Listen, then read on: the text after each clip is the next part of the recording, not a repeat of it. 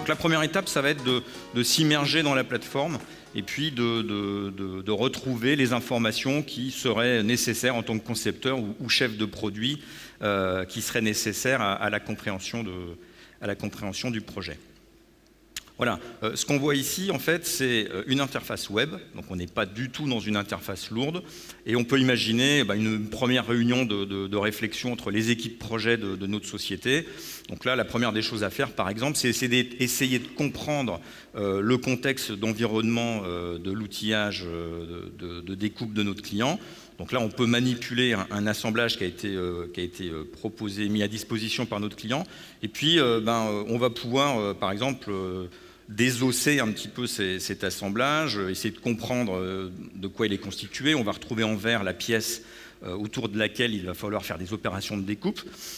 Et principalement rentrer dans ce qu'on appelle le tableau de bord du projet. Donc le tableau de bord du projet, c'est un tableau de bord qui a été défini, proposé, et qu'on pourra d'ailleurs adapter, proposé par le chef de projet de notre donneur d'ordre.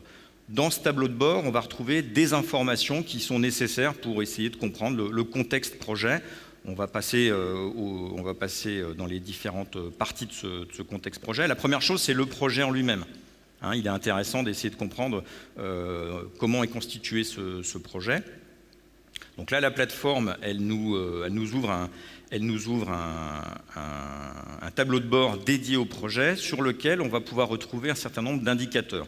Les indicateurs sont vraiment très simplistes puisque le projet n'a pas démarré, on n'a pas encore énormément de phases en cours. Ce qu'on peut retrouver, c'est certains indicateurs, des KPI, tout ce qu'on a de plus classique sur le pourcentage d'avancement du projet, les risques, les retards, le pourcentage de problèmes identifiés dans le projet, etc. On va pas détailler un petit peu plus. Vous aurez d'ailleurs dans la démo zone cet après-midi une démonstration sur la plateforme et sur les capacités des tableaux de bord.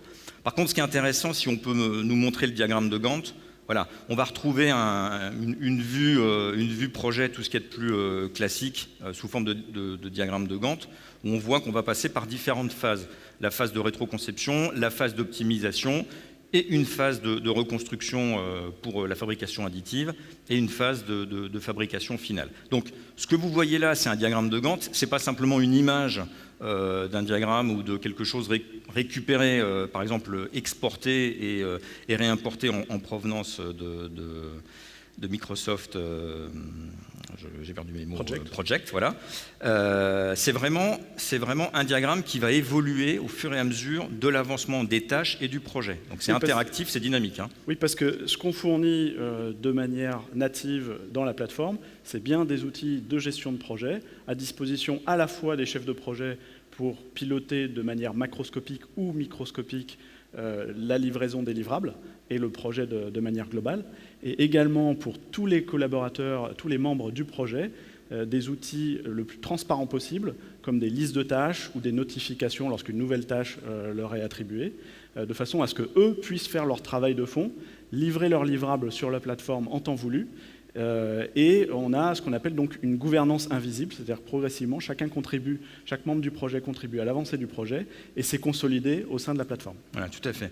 Donc là, on va rentrer dans le vif du sujet, on va s'intéresser à ce qu'on appelle des issues ou des problèmes. Donc ce sont des problèmes identifiés dans le contexte du projet, identifiés par les équipes projet du client.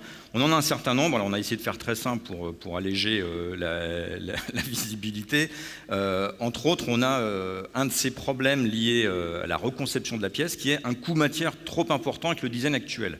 On peut imaginer que le matériau qui est utilisé pour la réalisation de cette pièce à ce jour est un matériau relativement coûteux et que le volume de la pièce impose, j'ai envie de dire, une utilisation massive de ce matériau et ça a un impact forcément sur le côté économique.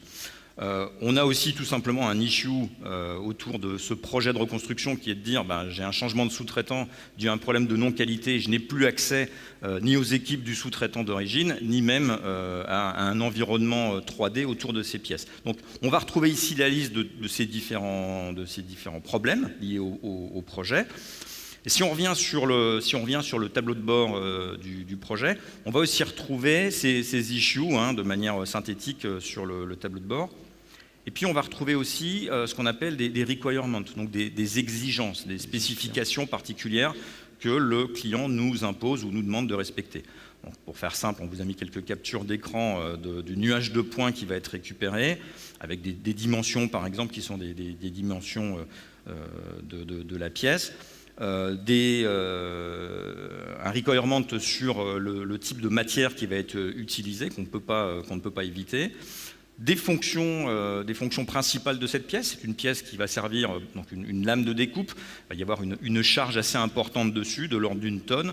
Donc on va retrouver ici des spécifications sur ce qu'on souhaite faire de cette pièce. On peut dérouler, on ne va pas tous les passer. Par contre, une contrainte, une spécification, une exigence du client de manière purement économique, c'est on va nous demander, nous sous-traitants, de faire une proposition de conception qui va tenir en compte le fait de réduire d'au moins 50% la masse de la pièce, et donc par le fait la quantité de matière coûteuse qu'on va utiliser. Donc voilà à quoi va servir ce dashboard, ce tableau de bord. Il va servir à mes équipes de se mettre, on va dire, en vrai contexte collaboratif avec les équipes du client, et puis d'avoir à tout moment des objectifs sur les exigences, de garder à l'esprit un certain nombre de problèmes qu'il faut traiter, régler, et ça va permettre aux différents chefs de projet et aux équipes complètes d'interagir intelligemment. Tout à fait. L'idée du tableau de bord, c'est vraiment d'avoir quelque chose qui soit à la fois personnalisé et personnalisable par utilisateur, mais aussi des choses qui peuvent être propagées comme tableau de bord générique à l'ensemble d'un département ou d'une entreprise. L'idée, c'est vraiment d'avancer dans le décloisonnement des différents départements d'une entreprise qui aujourd'hui ont souvent une partie des informations mais pas les autres. Et là, l'idée, c'est vraiment d'avoir quelque chose qui permette de mettre à disposition d'utilisateurs qui ne sont pas des spécialistes, donc de manière la plus simple et synthétique possible, des informations qui leur permettent de prendre la bonne décision au bon moment. Donc c'est potentiellement des informations qui ne sont pas à disposition de leur département, mais qui sont créées par d'autres départements. Tout ça, bien sûr, en respectant les règles d'accès qui sont définies par utilisateur, puisqu'on a une gestion des droits au sein de la plateforme. Voilà, c'est ça. Bon, alors, assez parlé, on a vu le projet, on sait ce qu'on doit faire. On va commencer par l'étape suivante, qui va être de faire de la rétroconception.